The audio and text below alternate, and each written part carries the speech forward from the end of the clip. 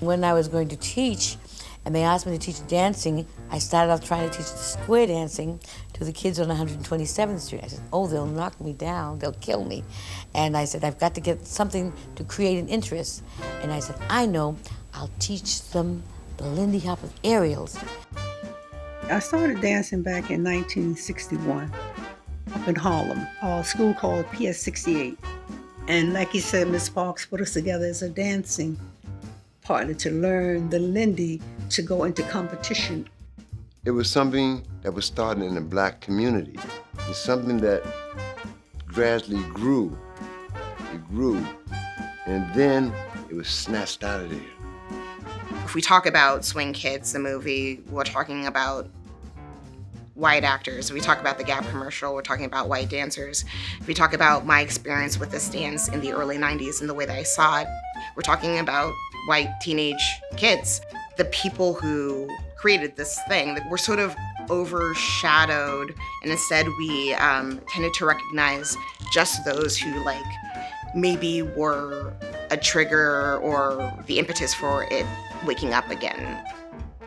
Flying Home is unique because its commitment to honoring not only Black history, but also current Black dancers.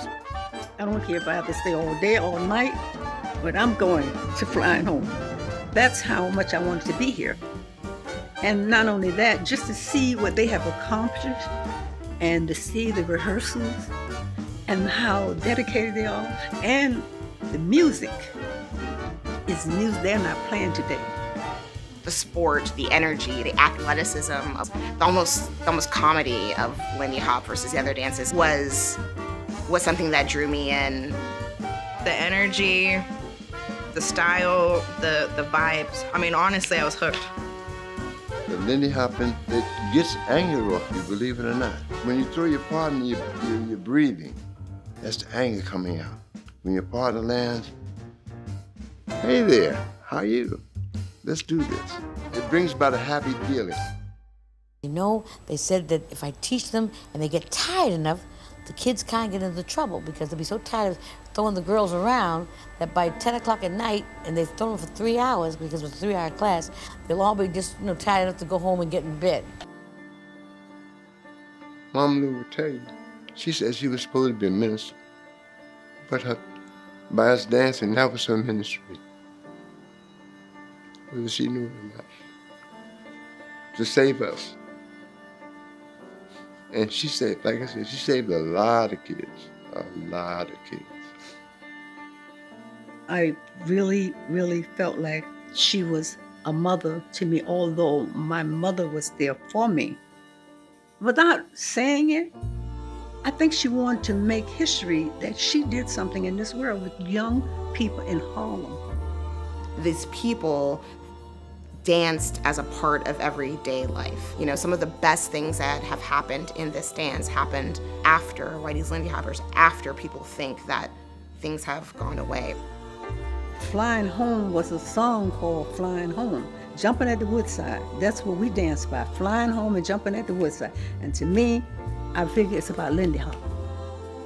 I think that what is really wonderful about the sort of maturity that we've reached as a community right now is that we are becoming ever more interested in the people who originally did this dance, how they learned it. You just get a clearer picture about how dancing was a part of what made the life worth living. We want to talk about it all because it's all connected. This event, more than most of them, has done a good job bridging the scenes, honoring the Black past, present, and future, and making room for intersectionality, especially as it pertains to queerness. You can be goofy, you can be yourself in this space, and I just want people to have a communal experience. They can look back and say, well, Mama Lou Park dancers did this. Deborah and David did this. We're doing this. We'll leave something here, a legacy for them to push it on to someone else. That's how